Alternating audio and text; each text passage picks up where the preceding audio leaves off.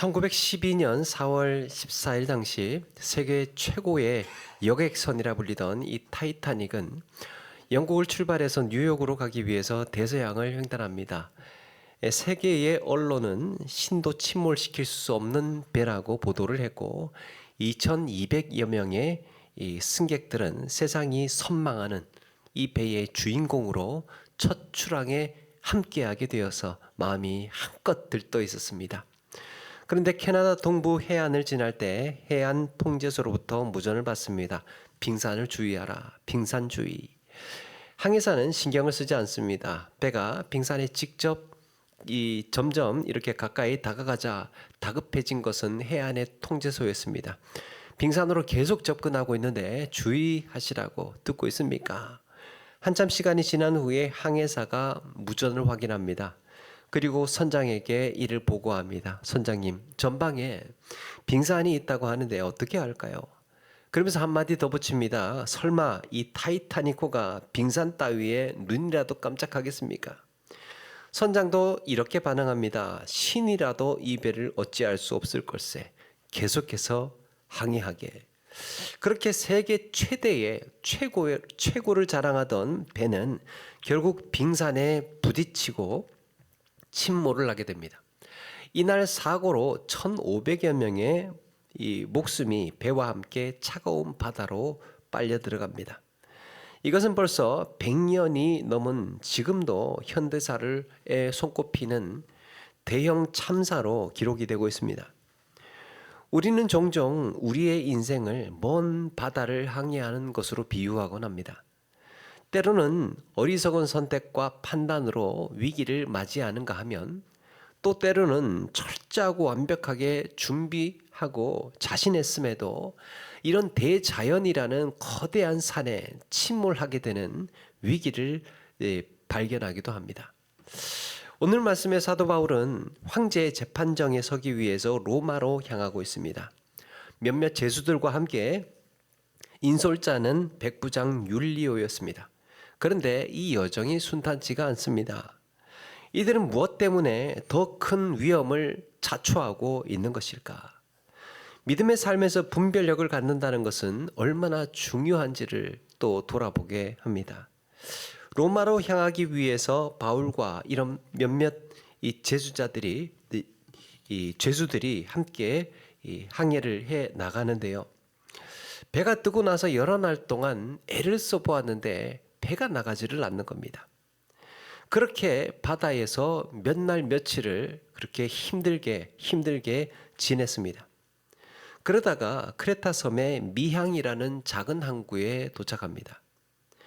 여기서 이제 한 가지 문제가 생깁니다. 날씨는 별로 좋지 않고 이렇게 계속해서 또 여러 날 동안 바다에서 지체하다가 보니까 정작 미향이라는 곳에 도착을 했을 때는 오늘 성경 9절에 보니까요. 여러 날이 걸려 금식하는 절기가 이미 지났으므로 항해하기가 위태로운지라 그랬습니다. 금식하는 절기, 대속죄일을 말합니다. 우리 달력으로는 9월 말에서 10월 정도를 가리킵니다. 이 기간에는요. 지중해상에 돌풍이 자주 불었기 때문에 항해가 곧 금지되는 시기였다고 합니다. 배를 띄우면 파선의 위험이 있어서 바울도 이들에게 항해를 미루라고 권합니다. 그런데 바울은 그냥 말하는 게 아니었죠. 벌써 여러 차례 이 바다를 오가면서 전도 여행을 다녔고 이미 바울은 3차례나 파선을 경험한 적이 있습니다. 내가 보니 이번 항해가 화물과 배만 아니라 우리 생명에도 타격과 많은 손해를 끼치리라. 이것은 자신의 경험만이 아니라 이 여행을 주도하시는 성령의 감동에 따른 판단이었습니다. 이번 항해 심상치 않습니다. 이대로 배를 띄웠다가는 배에 실린 짐뿐만 아니고 우리들 목숨까지 위태로울 것입니다. 백부장도 난처합니다. 성경에 선장과 선주의 말을 더 믿었다고 하는 걸 보니까 이 바울의 권유는 묵살을 당하고 배를 띄우기로 한 것 같습니다. 이유가 무엇인가? 12절에 그 항구가 겨울을 지내기에 불편함으로 거기서 떠나 아무쪼록 베닉스로 가서 겨울을 지내자 하는 자가 더 많으니 이 베닉스는 미항이 있는 크레타 섬의 같은 항구예요. 그러니까 같은 크레타 섬에 있는 항구입니다. 배로 가려면 하룻길만 더 가면 되는 거예요. 하룻길만 더 가서 거기서 겨울을 지냅시다. 그런데 무엇보다도 선장과 선주의 자존심을 긁었던 부분이 뭔가 자신들의 경험이었습니다. 인간의 경험은 사람을 더 지혜롭게 하고 현명하게 하기도 하지만 한편으로는 판단의 걸림돌이 되기도 합니다. 내가 바다에서 잔뼈가 굵은 사람인데 아니 죄수들과 함께 가고 있는 이 사람이 뭘 안다고 운항 일정 관여하느냐 말이에요. 아마도 이들은 과거에도 이 기간에 9월 말에서 10월 정도에 이 기간에 몇 차례의 항해를 했을 겁니다. 그리고 그때도 아무 일 없이 항해를 성공했던 것 같습니다. 그래서 이번에도 별일이 없을 거라는 확신을 가진 거예요. 과거의 그 성공 때문에. 그들은 경험을 믿었습니다. 내가 이 바다에서 평생을 항해를 했는데 당신 말을 들어야 되겠느냐. 내가 뭐 풍랑 안 겪어본 사람인 줄 아느냐. 그랬던 거죠. 이것이 첫 번째 어리석은 판단의 시작이에요. 여러분, 경험이 너무 지나치면 인생의 파선을 초래할 수 있습니다. 오늘 우리가 나아가는 인생의 바다는 이제까지 우리가 단 한 번도 항해해 본 적이 없는 곳입니다. 따라서 만물을 다스리시는 하나님의 선하신 손길을 의존하는 것입니다. 베드로가 내가 밤이 맞도록 잡은 것이 없지만은 말씀에 의지하여 그물을 내리리이다 했던 것처럼 한평생 어부로 살아온 그가 자신의 경험을 내려놓고 말씀을 의지했을 때 놀라운 하나님의 역사를 보았습니다. 여러분, 한 발 한 발 걸음을 지도하시는 그 하나님의 인도를 따라서 살아가는 저와 여러분 되시기를 바랍니다. 두 번째는 이들의 어리석은 집착이 위험을 초래했습니다. 경험이라는 함정. 두 번째는 어리석은 집착. 마침 바람도 순하게 불어주니까 별탈 없이 베닉스에 도착할 것 같아요. 배를 띄워보니까 괜찮아요. 남풍도 불고 이렇게 가면 뭐 금방 이 베닉스 항구에 도착할 것 같습니다. 그런데 아니나 다를까 섬 중앙으로부터 불어오는 유라굴로라고 하는 광풍이 큰 바다의 괴물처럼 배를 집어삼킬 듯이 그렇게 달려드는 겁니다. 갑작스러운 광풍을 만난 배는 방향을 잃고 표류하기 시작을 합니다. 모든 선원들이 매달려서 배를 살려보려고 안간힘을 씁니다. 그런데 통제할 수 없는 광풍에 배는 그냥 그저 끌려갈 뿐이었습니다. 17절에 보니까요, 스르디스에 걸릴까봐 연장을 내려놓았다라고 합니다. 이 배가 잘못하다가 이 스르디스 리비아 앞바다까지, 지중해에서 리비아 앞바다 쭉 떠내려가게 되면 거기에는 모래톱 같이 얕은 곳이 있었다고 합니다. 배가 거기에 걸리면 이제 배 한가운데 그야말로 표류가 되는 거죠. 거기에 걸리면 이제 그때는 살아날 이 가능성이 없어집니다. 그래서 어떻게 합니까? 연장을 내려놓고 쫓겨가더니 이 연장이라는 게 그냥 약간 모호하게 표현이 되어 있는데요. 한글 성경에서는 닻을 내렸다 표현을 하고 영어 성경에서는 한글 성경에서는 돛을 내렸다고 하고 영어 성경에서는 닻을 내렸다 이렇게 표현을 합니다. 어쨌든 배가 끌려가지 않도록 하는 이런 몸부림으로 보입니다. 그런데 앞뒤의 문맥을 봤을 때 닻을 내린 것으로 보입니다. 그럼에도 배는 사나운 광풍에 그렇게 질질 끌려가고 있었던 겁니다. 폭우까지 내립니다. 이제는 잘못하면 배가 무거워져서 침몰하게 생겼습니다. 안 그래도 곡식이며 이 알렉산드리아호가요, 이 곡식을 운반하는 곡식 화물 운송선이었답니다. 그래서 이 곡식을 잔뜩 싣고 가는데 이 무게를 감당할 수 없어서 위태위태한데 거기에 폭우까지 내리니까 어쩌겠습니까? 밤새도록 그 짐 붙들고 사투를 벌이는 겁니다. 사공들은 하는 수 없이 짐을 풀어서 바다에 버리기로 합니다. 이 거대하고 사나운 광풍과 폭풍 앞에 선장의 노련한 항해 실력은 소용이 없습니다. 광풍과 폭우가 사흘째가 되니까요, 배에 기구를 버립니다. 바람 앞에 등불처럼 목숨이 위태롭게 되고 나니까 이제는 이 화물 물건만 내리는 것이 아니고 의자, 책상, 무거운 거, 무게 나가는 기구까지도 그렇게 다 내려놓게 됩니다. 이런 광풍이 여러 날 동안 계속되었는데 나중에 14일째 되니까요, 38절에 가서 보니까 곡식까지 버리게 됩니다. 마지막 식사를 하고 나머지 곡식까지 버리게 됩니다. 처음에 이들의 마음을 붙들었던 것은 이 곡식을 일정 기간 안에 운송해야 한다는 생각이었습니다. 조금만 더 가면 베닉스라고 하는 편안한 항구에 다다를 수 있는데 우리 하루만 더 갑시다. 그러면 거기서 편안하게 겨울을 날 수 있습니다.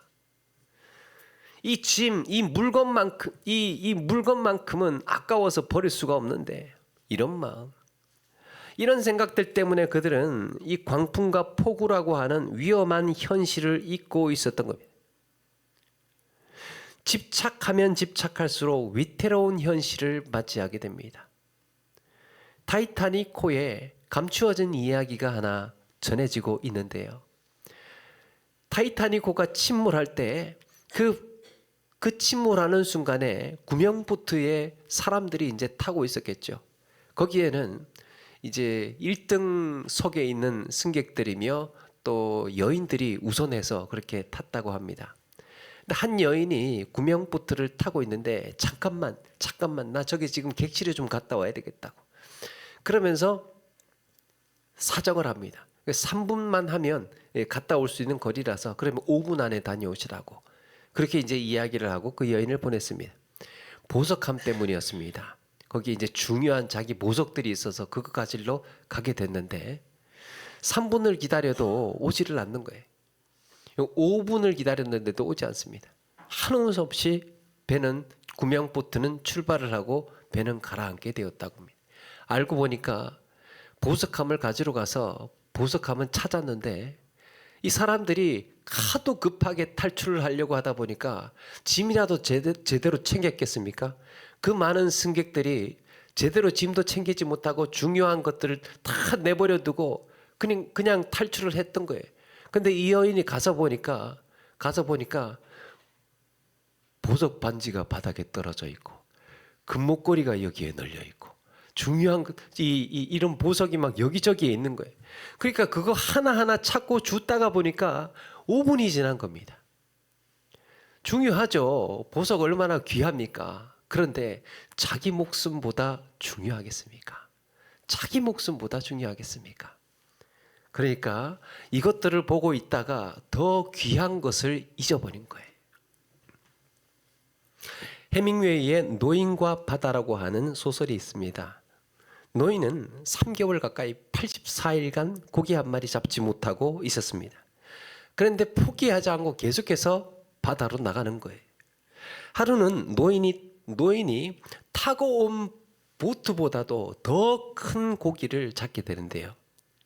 이 큰 물고기를 잡고 나니까 가지고 갈 방법이 없어서 배 옆에다가 밧줄로 나란히 묶고 이제 돌아가려고 합니다. 그런데 돌아가는 길에 상어들이 내버려 두지를 않습니다. 상어들이 달려들어서 그 묶여있는 물고기를 공격하고 물어뜯고 하는 거예요.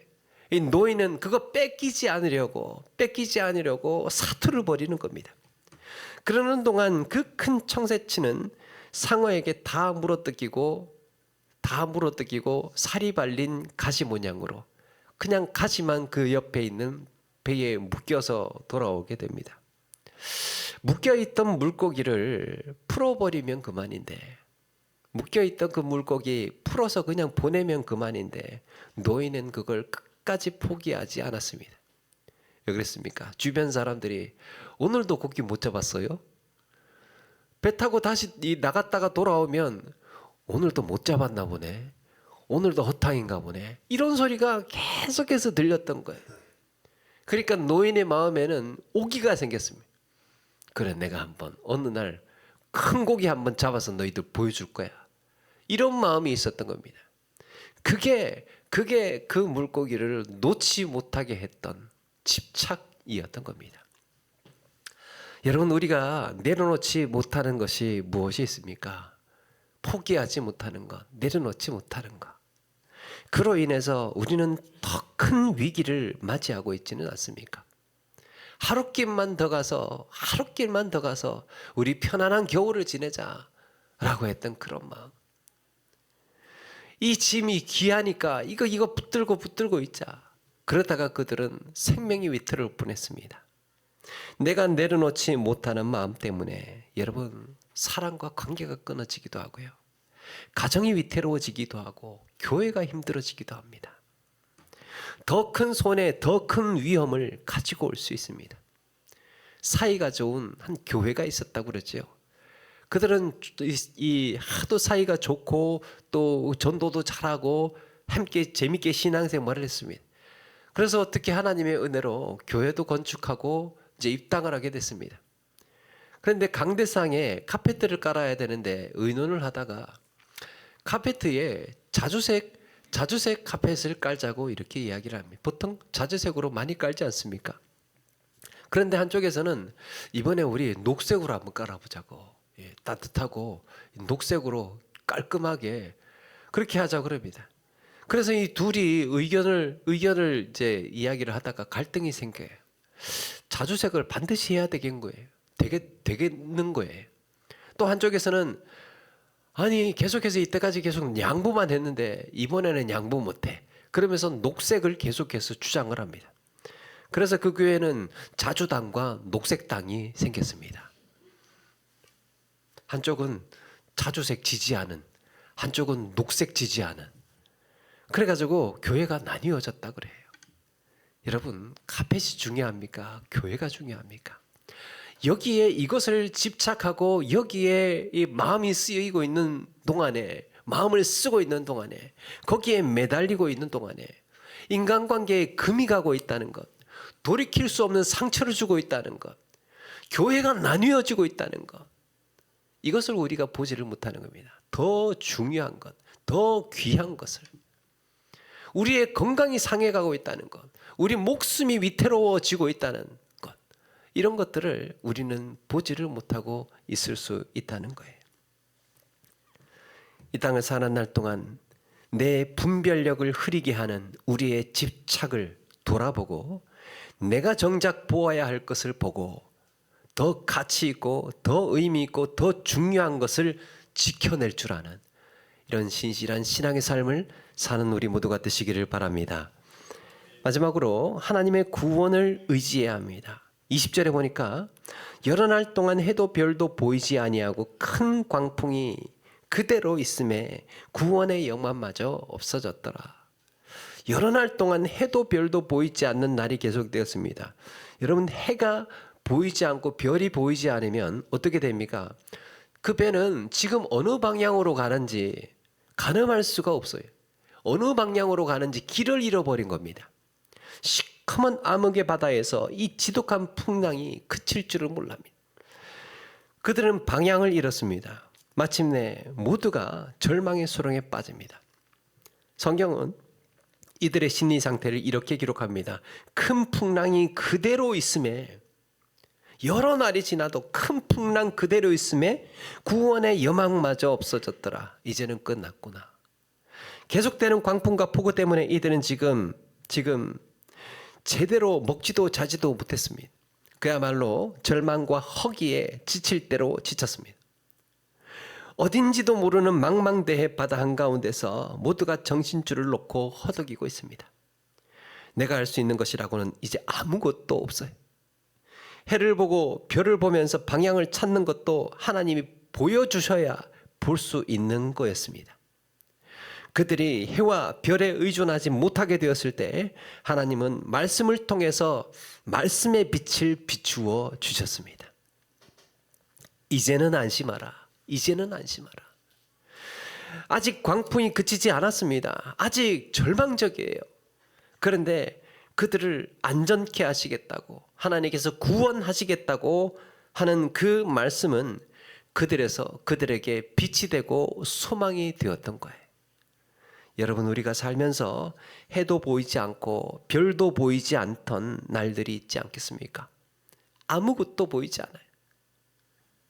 뭐가 있어야 내 힘으로 뭔가를 잡고 나아갈 수 있을 텐데 이것조차 허락되지 않을 때 우리는 기억해야 합니다. 하나님의 말씀이 내 인생의 방향이고 빛이 되신다는 것 말이지요. 하나님은 그 바다에서 하나님의 살아계심을 그들에게 가르치고 계셨습니다. 경험이라는 함정, 집착이라는 어리석음에 빠지지 않고 나를 인도하시고 품는 그 하나님을 의지할 것을 명령하고 계셨던 겁니다. 사랑하는 여러분, 살아가는 동안 우리는 어떤 인생의 항해를 해 나가야 하겠습니까? 말씀의 빛을 따라서 길을 잡고 우리의 인생의 복된 항해를 해 나가시는 저와 여러분 되기를 주의 이름으로 축원합니다.